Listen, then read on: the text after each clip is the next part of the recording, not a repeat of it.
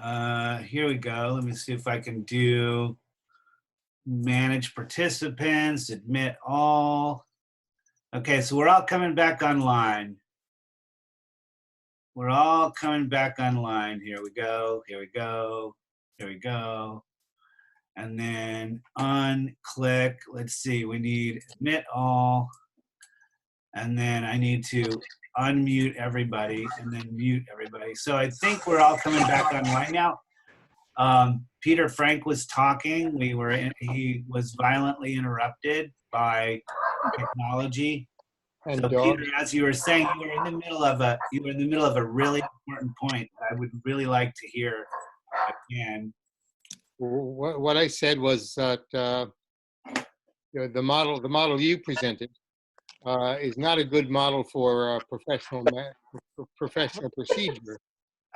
I would agree 100%. Yes. You derive pleasure from it, as you mentioned, and so if there aren't professional commitments that need to be properly undertaken, then it's a model that provides pleasure and intrigue, which is what we want from art. Yeah. So speaking of intrigue, let's open the subject up. I mean, the story, as I believe every panel member has spoken. Am I right? Mm-hmm. So I would like to open up the field. We have other writers in the field.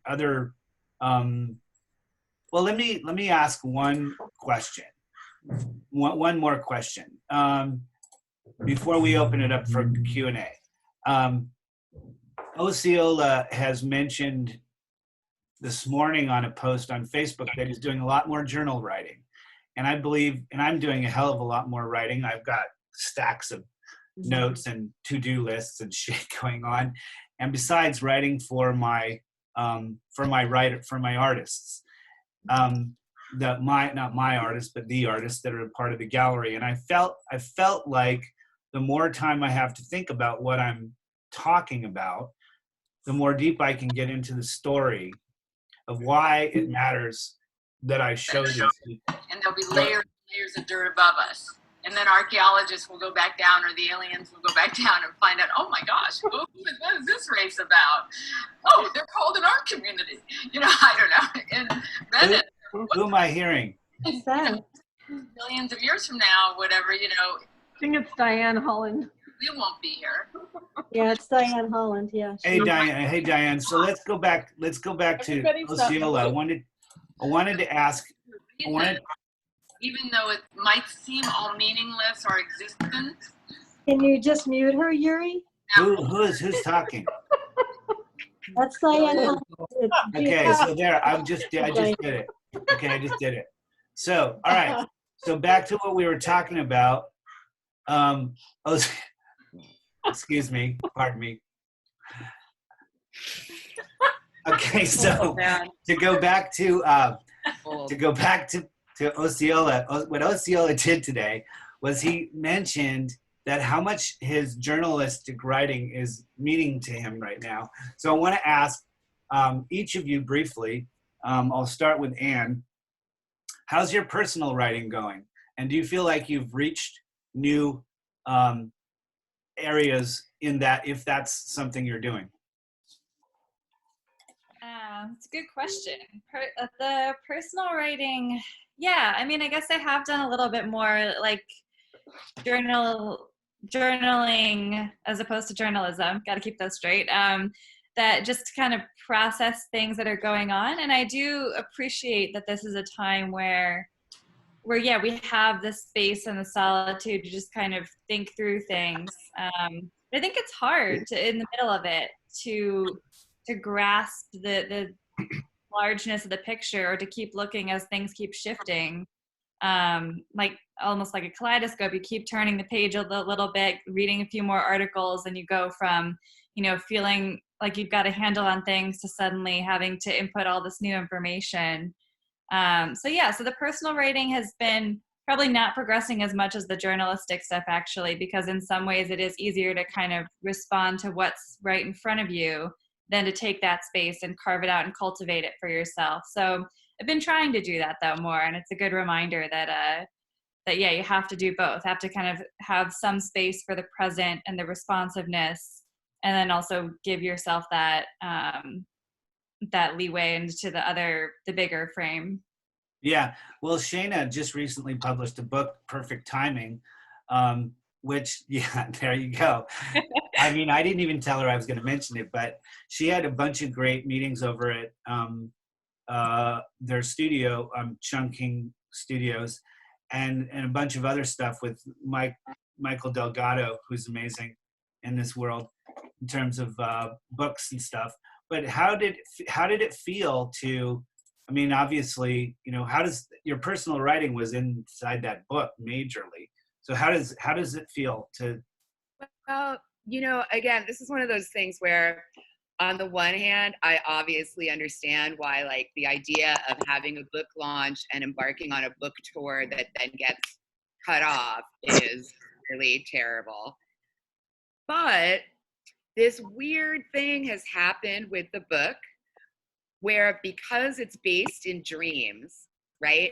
And because there's beautiful photographs, I see you down there, babe, but the content of it having to do with being based in a dream journal and really exploring the subconscious. I don't know if you guys have noticed, but dreaming has become a super mainstream thing. Everybody's talking about it. We're having weird dreams. What does it mean? Twice I get press releases asking me if I want to talk to a dreams interpretation specialist. And I'm like, I actually got this. But I'm noticing that this is an incredible moment. So every time I talk about the book or tell someone about it or do an event like we did, I'll speak to that in a second, people are really responding to it. So I feel like it's staying alive. And because Michael Delgado is not only an amazing person, but also a physical neighbor of Osceola's on Chungking Studio, we were able to sort of do like a dead drop of signed copies that he's selling on his website. And, you know, there may be, you know, we're selling fewer and it's not as rich as an experience to do it virtually as it is to be in a room with everyone. And there's nothing that beats that energy, of course. But we kind of, you know, we did this amazing slideshow of the photographs and a little thing on Facebook Live. And I think we're going to do more of that. We don't want to, like, you know, saturate. But, you know, there's book and poetry readings are actually one of the things that are up in this time. It's another thing like that, where people are listening to authors read online. People are giving a shit who won the Pulitzer for poetry and ordering the books. Bookstores are one of the first places that are going to open with curbside retail. People have kept City Lights books alive on GoFundMe. Like, so once again, even though maybe you could argue it's the opposite of like the futuristic mediums is, you know, good old paper, the books world is kind of having this incredible moment of support and popularity in a way where, you know, bookstores were one of the things that have been struggling lately. And so again, silver lining, it takes it maybe a little too far, but I've been very gratified to note that actually literature, and even like weird literature like ours, is being sought after by people in the world right now. And since we're all communicating, you know, trying to find ways to communicate, as you were saying so eloquently, Anne, earlier, I feel like that's a real thing. That the good of it is real good.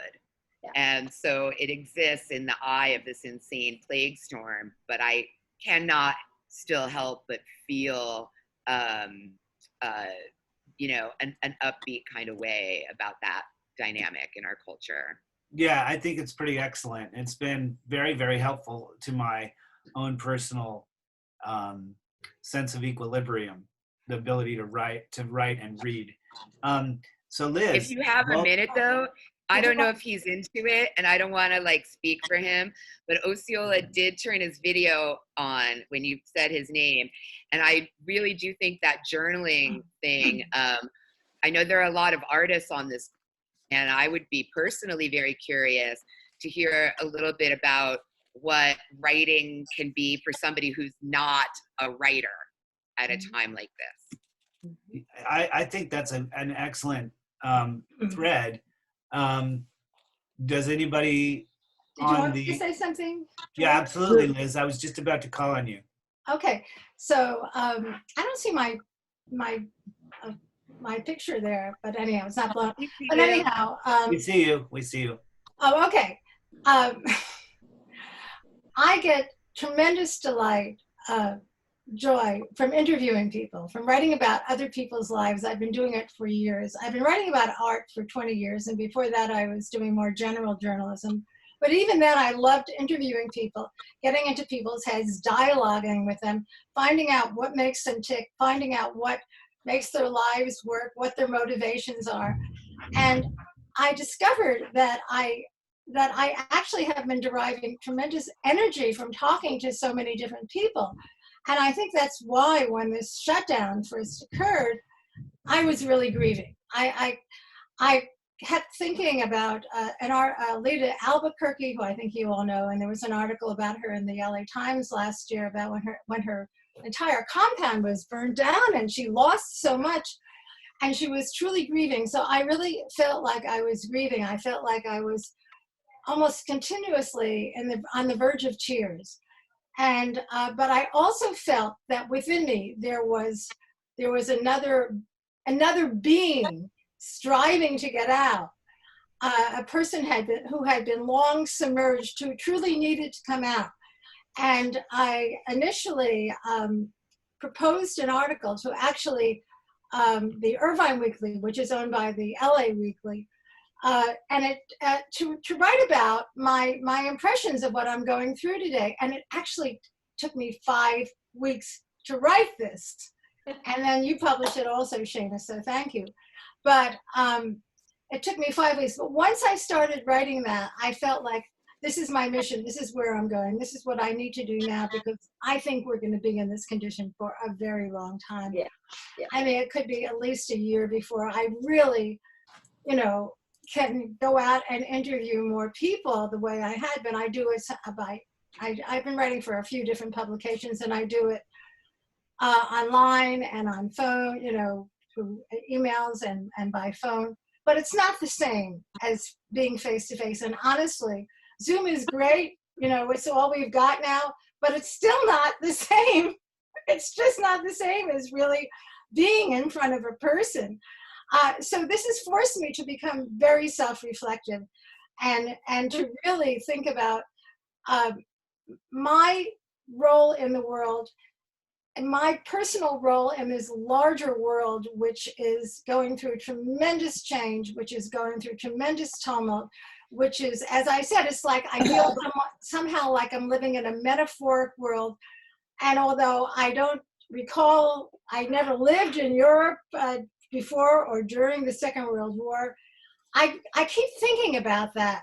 And I keep thinking about my role there. So that's where I'm going. And I see that there are many opportunities to actually express my opinion. The Washington Post, I was just seeing today, is looking for people to write about their experience. And although most people are writing about what it's like to live at home, with two parents working at home and two little kids, which I don't have. I have, grown children. I don't have that experience. I don't have those problems. But there's the Washington Post, and I see that the AICA, the International Association of Art Critics, that I did just send them something. And I know that other publications are looking for this kind of thing. So I think I really feel very excited. I know that I will certainly continue to write about art as I have been, and I know that I will write more when the opportunities arise. But I also see this as a wonderful time to really find out on a deeper level, who I am as a writer in the larger world, not just as an art critic, but as a writer, you know, embracing the entire world. So I'm actually very excited about it. That's fantastic. So I'm not going to call on the rest. I'm not going to call. Oh, Genie wants to talk. I Okay. do. Yeah, I have a couple things, and I'll try and be brief so we can get to the Q&A. First of all, those groups on Facebook that I told you about that have really great things, I did look them up. One is the Uncensored Artists, and the other one is Photographers Under Confinement, and they have wonderful photographic images. Yeah, that's a great one. Aren't Yeah. they? They're wonderful, right? That one guy from New York that does the like himself in 5. Yes. Yeah. Yeah, really good. Yeah, that's good. So I really wanted to give those a shout out and recommend them. And the other thing I wanted to say is that, like Shana discovering film, I've always been really into photography. Certainly, her partner in crime there, Osceola, knows this. I really love photographic work, and Juri, you know this from the big piece that I wrote for you guys. Yeah, out in the streets. You know, yeah, I see a question from Karen, and I will put them up someplace. But anyway, with, you know, I've always loved photography, and you know that from your street photography thing. I can't remember whether I wrote that one up for Riot Material or for Art and Cake. I know it wasn't for Diversions LA, but I've always really been into photography, but that's something as an art form that I feel can translate perfectly online.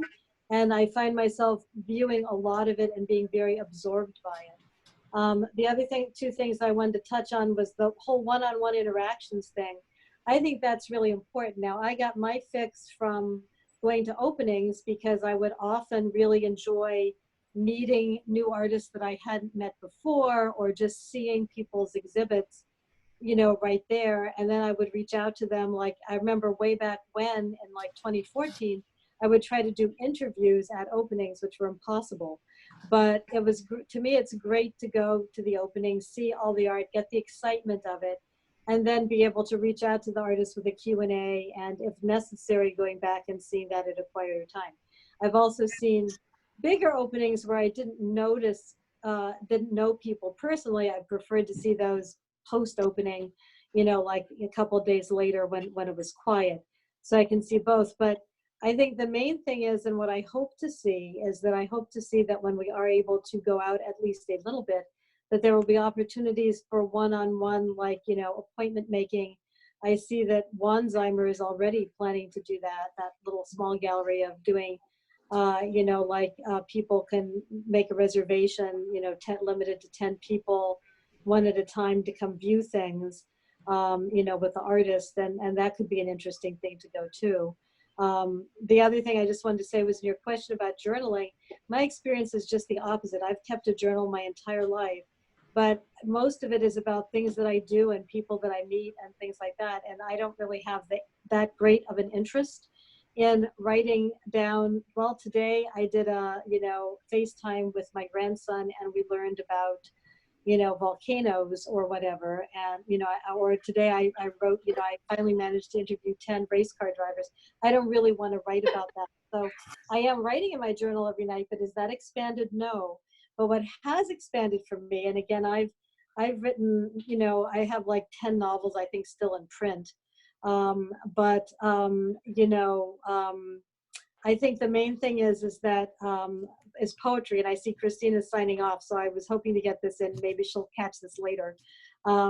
Poetry really came back for me a big time in this, and in part because, again, of Christine's call and response and me writing poems, and I hadn't written poetry really that much since college, and it was a lot of fun to get into poetry, and that is something that I'm finding popping into my head. And when I have time between wiping off my groceries and you know, writing the articles that are due and, you know, things like that, I definitely love to write poetry now. So that may be my aspect rather than the standard journaling. That is not something that I'm that interested in doing personally right now. Yeah. I mean, I think I've read poetry by a bunch of the writers on the panel.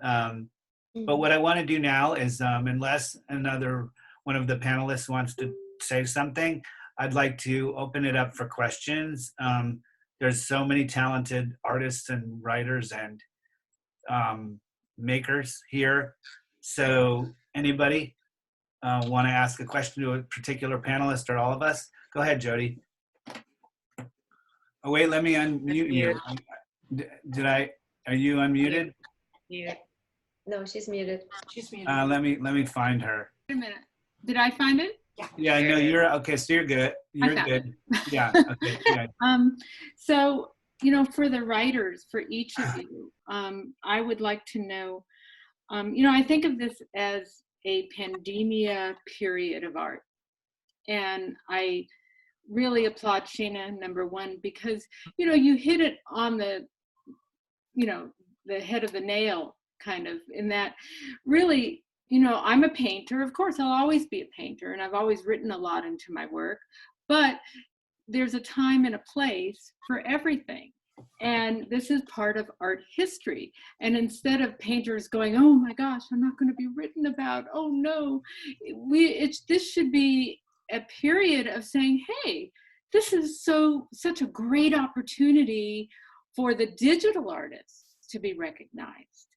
And so what? I'm always going to be painting till I'm 100. You know, the art will always be being made.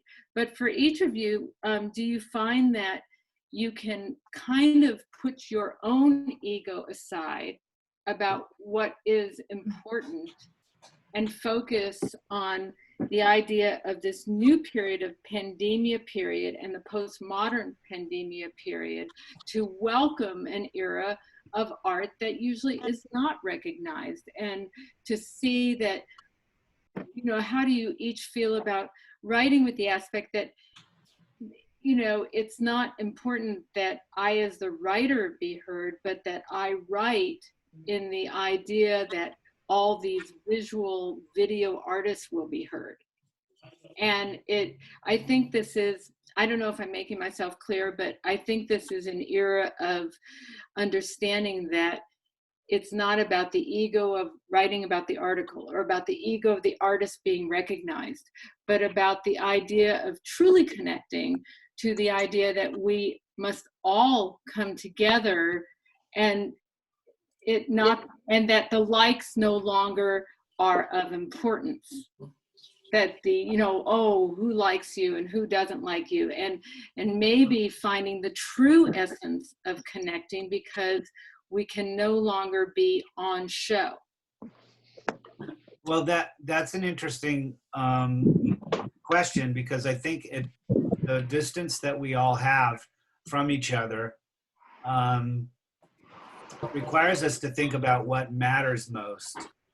And I started as a photographer. I had a long career as a photographer, then started painting, and I'm now doing a lot of photography because of this, because I can walk around my neighborhood and use the task that one of my first photography teachers told me, that if you're not a real artist unless you can make something out of your neighborhood, of what's within walking distance.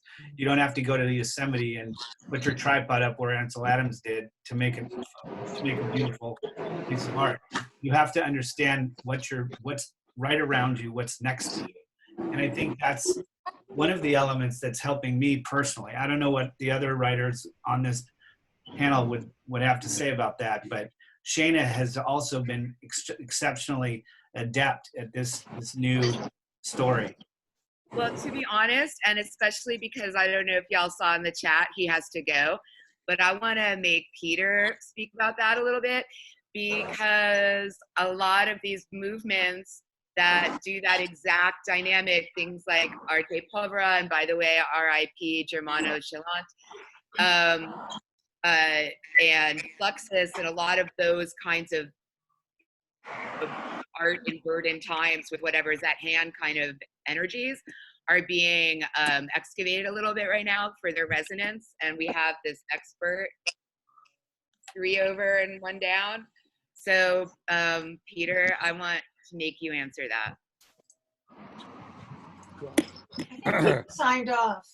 No, he's there. No, I'm still looking right here. at him. Oh, you're still here? Oh, good to see you, Peter. But I'm trying to get a grasp on the exact question. Well, the question is, what from your own expertise in movements like Fluxus, do you recognize other kinds of art history from oppressive periods? Do you recognize that happening now? Do you think it's too soon? Like, when do you start thinking about something like that? What those movements have in common, or among the things these movements have in common, and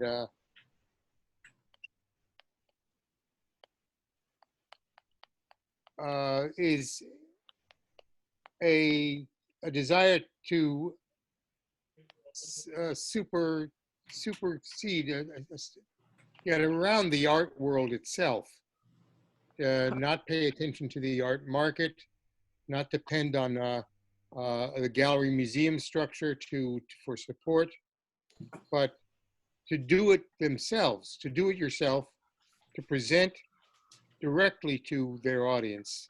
Mhm. And this is forcing that exact situation. This is a very Fluxus moment, a very momento arte povera. The Soho was founded in the 70s on the very principle of negating the commercial aspects of the art world. It didn't succeed, obviously, but the principle was there and the passion was there.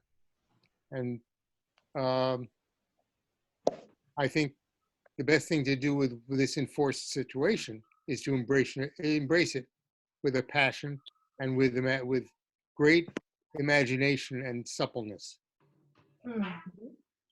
Bravo. That's I can dig that. So anybody want to answer that question, or we have more questions?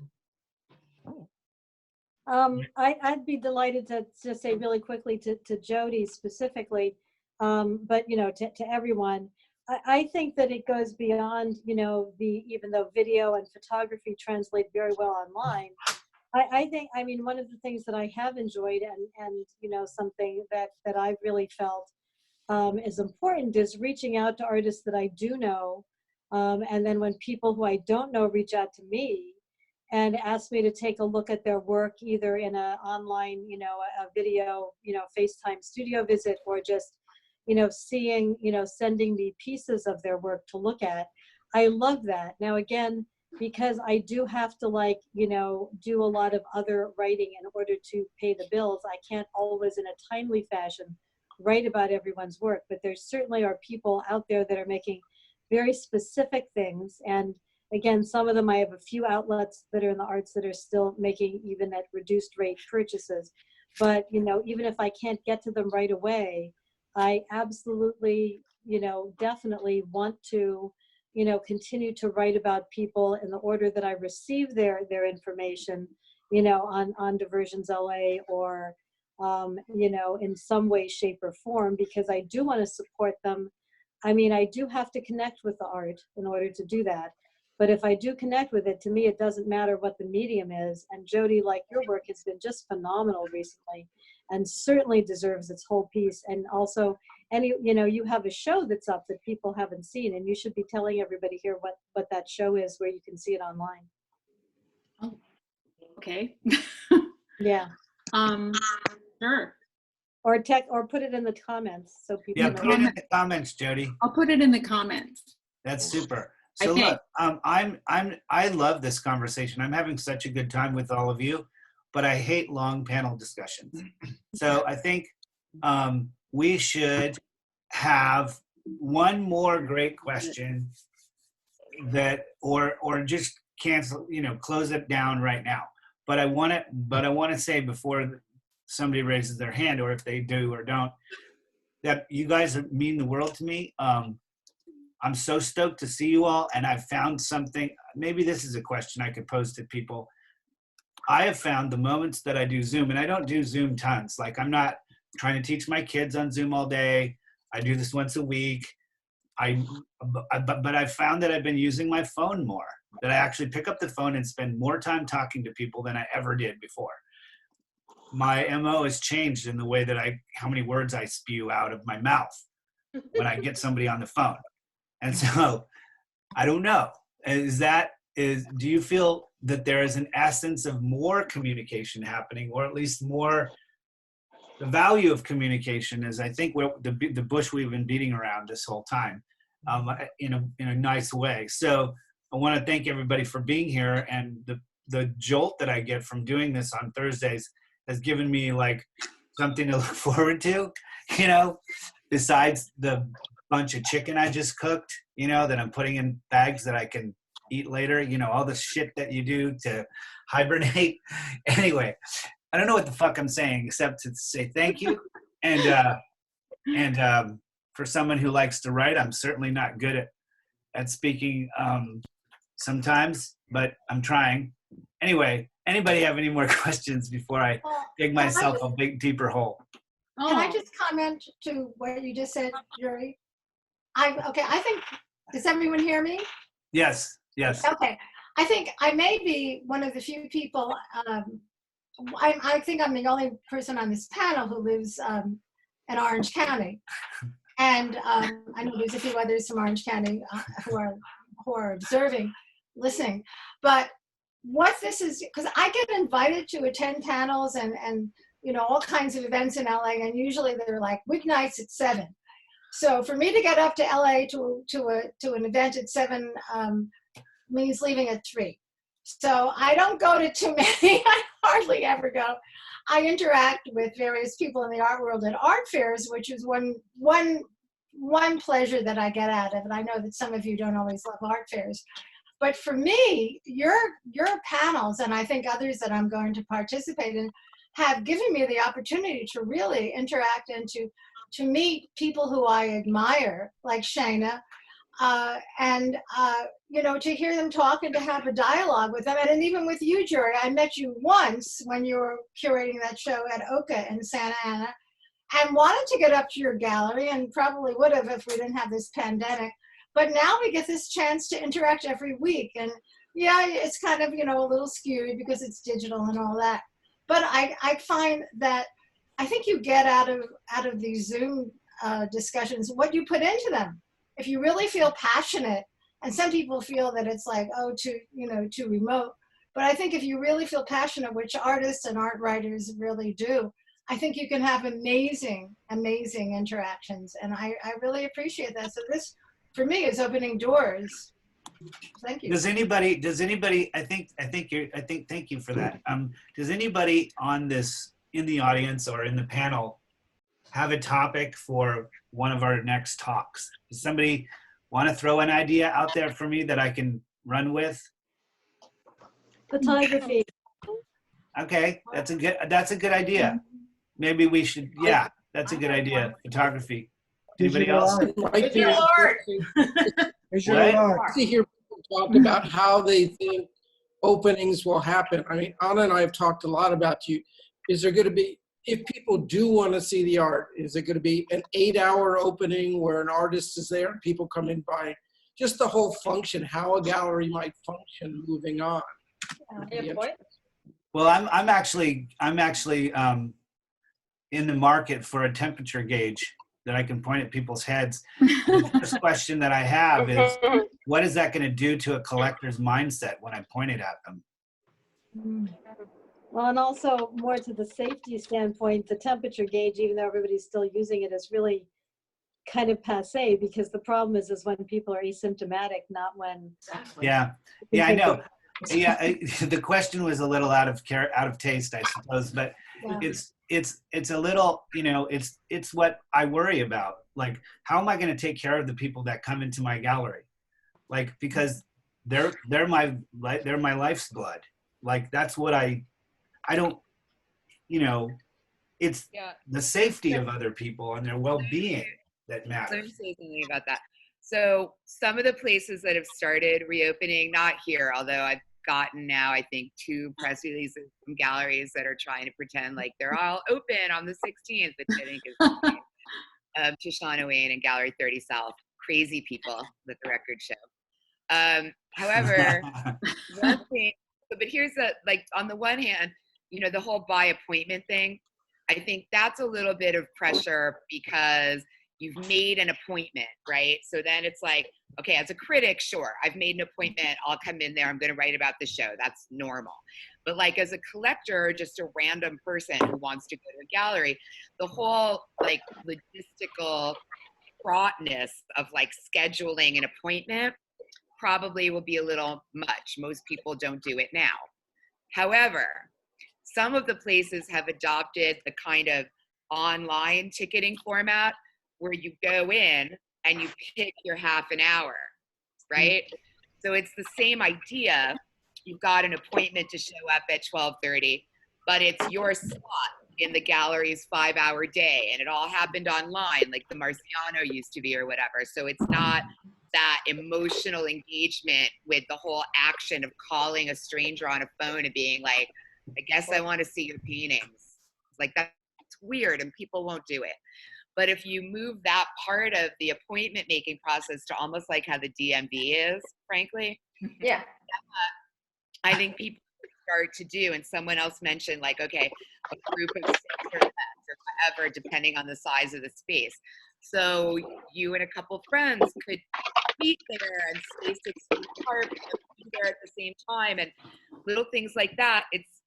It doesn't sound particularly joyful, but I could absolutely see myself deciding Saturday was going to be a nice day, going online and getting myself 4 or 5 little 20-minute slots at a few galleries, and then just driving around and doing it, like with hand sanitizer and masks. That's a vision that I could see happening, is this hybrid of public hours and timed entry that I think it's working in like Germany, right? So I feel like that could be the solution. It's going to have to be something we don't have now. None of the things we have now are going to work later. Well, yeah, I mean, yeah. No, I totally get what you're saying. The gallery that springs to mind is Various Small Fires, which I wrote an article about back in 2000 when they were on Abbot Kinney in Venice. I wrote an article about a great artist that they showed, and for the Huff Post or something. But they're doing that model now, just what you're talking about. They're doing, they're just that. Yeah, it's totally. I think you're right. That's a big story. Okay, so I think we're done. Does anybody have any final comments? Does anybody, and also I want everybody to know that, like, if you need to reach me, you ever want to talk about an idea, a story, gossip, what you know about this gallery doing this or that, please feel free to call me. I enjoy picking up the phone now. I never did before. And so, except if you want to sell me health insurance, which I don't need, but I get those 3-4 calls a day. But anyway, anybody can reach me by email or phone. And, all the whole paradigm of the art world is shifted. And so I have to be more open and accepting of opportunity and ideas and stories and artists and all kinds of things. That's not going to change what we try to do, which is discern, develop, and discuss, but it's going to help add to the mix. And so I will see you next week, next Thursday. This is being recorded. I'm going to put it up on the website. If your friends didn't get to see it, you can listen to it or watch it on video, whatever you want. And we'll see you next Thursday at 1 with some new idea online. Thank you. Thank you. Take care, you guys. Thanks, Shana. Thanks, Liz. Thanks, Peter. Thank you, Anne. And thank you, everybody. Thank you, Genie. See you guys later. Bye. Bye-bye. Thank you, Yuri. It's great. Bye.